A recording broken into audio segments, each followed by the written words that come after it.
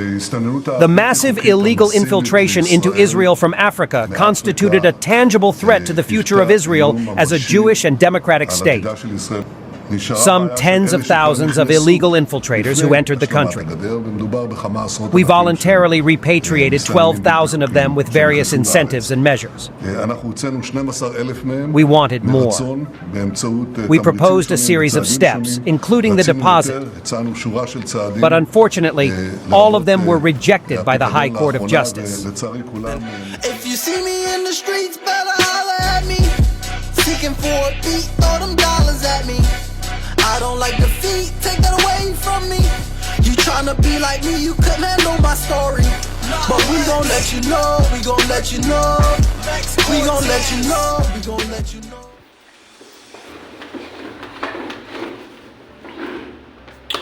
Welcome once again, ladies and gentlemen. It's your boy Misterjaay. Thank you for tuning in and welcome back to yet another episode of Misterjaay's Reaction. It's always an honor and a pleasure to have you and whoever connected you to Misterjaay. It's all love, I respect that. I love you. We are together. So recently I have been vlogging about discrimination against the people from the continent of Africa. And as a son of Africa, I need to give it my own 2 cents. I need to always shine a spotlight on these things so that we can all chime in, we can all talk and discuss. It's always an honor to hear from different people from across the world on certain views that I put on the channel. So you are welcome and thank you once again. But before we do, man, please, I would like you to help support the channel, man. Give us that thumbs up, man. The more thumbs up you give, the more YouTube will help, suggest our vlogs to a whole lot of people so that we can reach a broader base. Now, ladies and gentlemen, this vlog in particular, we are going to go to Tel Aviv, actually, Israel.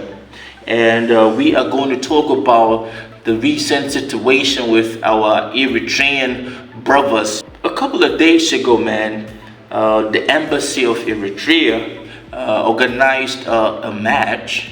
I don't know if it was meant to be what it turned out to be, but it was a beautiful thing. And if you've studied African history, you should understand that Eritrea, Ethiopia and Eritrea used to be one, and then they separated. But we are not going down that whole history. We are about to talk about the situation that occurred in Tel Aviv and the backlash and the response from the Prime Minister of Israel, Mr. Benjamin Netanyahu. Now, ladies and gentlemen, you know that we Africans, we always like to stand for what we believe in. So the embassy of Eritrea in Tel Aviv organized kind of like a march, you feel me, a way to display, to appreciate their independence. And a whole lot of people came out. However, with the undertone, the history between those who support the independence and those who do not support the independence of Eritrea. Of course, you definitely gotta know that this has to be with people with links in Ethiopia, and these people didn't take it lightly. They did not like that. So of course, the anti and the pro met during this event. And, back and forth, yelling, why you doing this back and forth? I was not there, but I'm just, I know myself, because I know my brothers, we from the same continent, we would go back and forth. And, a clash started. This side, and it got a little bit violent. Not a little bit, it did get really violent. But this is the thing, though. If you are from motherland and you are in another person's country, and you get there, and you know their situation is delicate. What do I mean by delicate? Majority of my African brothers in Israel, some of them are there seeking asylum. Of course, when you look at the situation at the Horn of Africa, you will see that there are some political issues going on, and it's clear to see why people would leave. A documentary I watched a couple of years ago of people walking all the way desert to Israel. But that's not the point. So this whole ish came out, and the clash, people were throwing rocks, bricks, construction. It got really, really nasty. Of course, you are an Israeli citizen. You are in the capital, Tel Aviv, and then you see these things happening. It's not one of you people. So the police came in, the shock police came in, and then in that anger, the Eritrean started, against the police in Tel Aviv, which to me, if you ask me, that's a no-no. That is a no-no. If you are a resident in the country, yes, you have right. You have freedom of expression. You have, you can express yourself. But when you start going against the police of a country that is known to actually discriminate, a country that is, we can say, this is a replica of what Nelson Mandela went through in South Africa, an apartheid state. You can think about, why would you engage in this back and forth-ish with the police in place? So that was sorted out. However, a whole lot of people were injured, about 100 or more. I don't have the exact figures, but the fact that even one person got injured is crazy. It's really, really, really absurd. You feel me? And of course, an emergency sit down was organized by the Prime Minister, Mr. Benjamin Netanyahu, who we all know, if you've been following politics from that part of the world, I do research and I read a whole lot of things, you would understand that this man has been indicted twice. This is like Trump 2.3. This man is way, you talk about MAGA, this man is like the cube. Not even cube root.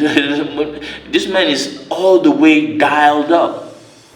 And being an apartheid state, this man has sympathizers because he was thrown out, indicted, and then for some weird reason they could not get a government, and then he came back into power. I'm not going to dive into that. This man held an emergency meeting on Sunday with his proxies, and the thing this man said, it's terrible.